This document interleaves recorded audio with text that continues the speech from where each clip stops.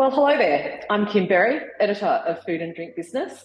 Welcome to Let's Talk Asia, our series with Cameron Gordon from export development agency Incite, where we are looking at different countries throughout Southeast Asia and the opportunities they afford for Australian food and beverage manufacturers. Hi, Cameron. Hi, Kim. How are you doing today? I'm very well. Today, we are looking at Indonesia. This sounds exciting. It's a big market, and I imagine there is a wealth of opportunity for Australian businesses into that country. Yes, yeah, there certainly is, Kim. Look, Indonesia, largest market in the region, 270 odd million people, spread across It's just staggering. A massive geographic area, obviously. Most people, when they think of, Indonesia, think of Bali, obviously, or Jakarta maybe as well, which is obviously a significant city. But you are already seeing the emergence of new commercial centers as well. And look, while Indonesia has poses a number of challenges, let's say, which we'll talk about today. There are a significant number of opportunities as well for Australian brands, obviously given proximity to market, very close. Yes. So the free trade agreement that Australia has in place with Indonesia, and also just the familiarity between Australia and Indonesia as well. So, well, let's start with the challenges, and then we can head to sort of looking at the opportunities. What would be for a food and beverage company looking to move into the Indonesian market? What would you say are some of the biggest challenges they need to be aware of? Sure. So, look, Indonesia is very much, I would say, a long burn market. It's not a Singapore, it's not a Malaysia. You're not going to get sales overnight. It requires a bit more effort than that. But the flip side of that is that the market is nowhere near as saturated as the more mature market. So there is still opportunity there. The regulatory environment is tough in Indonesia. Once you appoint your importer and distributor, like the Philippines and like Thailand, that importer and distributor needs to register your goods with the local Food and Drug Administration. That process, your importer and distributor will request documents. They lodge the application.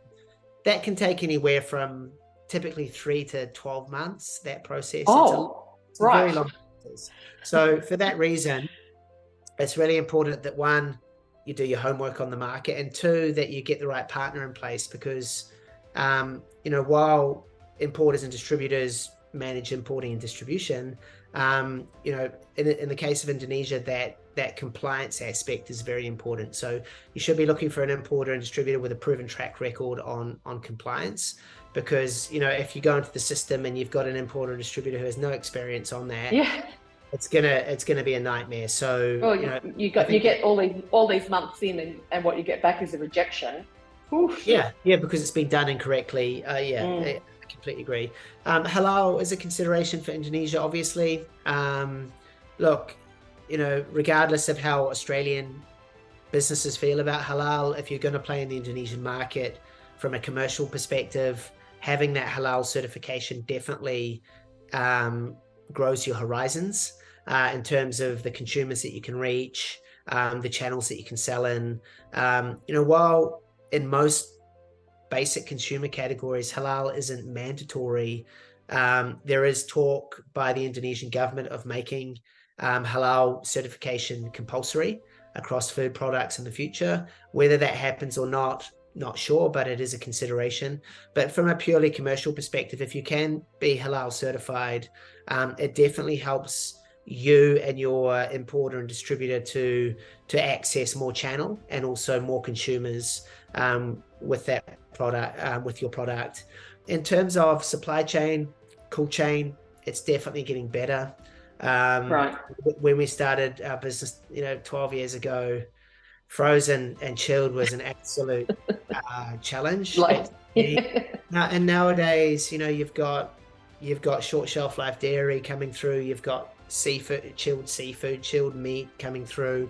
So it's definitely improving there. So look, I would say Indonesia would probably be the most challenging market in the region from a regulatory perspective. However, Right. if you have the right partner, if you're patient, if you get it right, then you're up against a lot less competition, because a lot of brands look at Indonesia and just say, it's too hard, I don't want to do it. But if you've got that medium to long term horizon, then you'll see that there's a bit of pain up front. But over time, once you've got all your certifications and the like, there's more opportunity there. Right. I know when we were talking earlier about, in a previous video, about the Philippines and how dairy was a really big growth area. What plays out in Indonesia? Indonesia's got a stronger dairy industry than the Philippines, so you've got more competition. You got a good array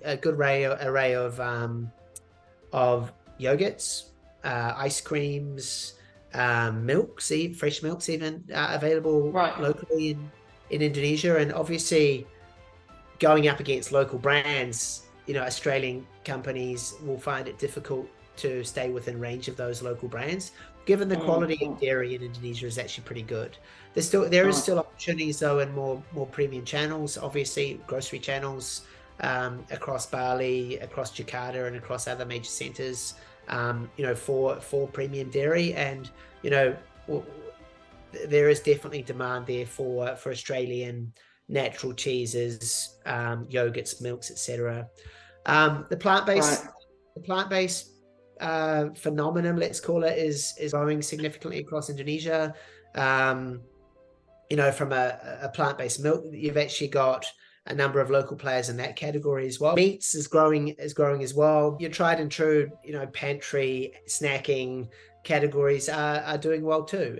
Again, it comes back to having a good product at a fair price with a good marketing strategy and a good distribution strategy, and then really adapting to the needs of the local consumer and really telling that story to better resonate with those consumers. And again, when we were talking about the Philippines, they had such a strong digital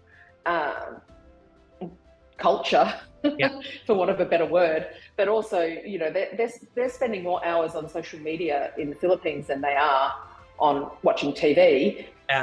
Do we see sort of a similar thing playing out in Indonesia? Absolutely, yeah, very similar.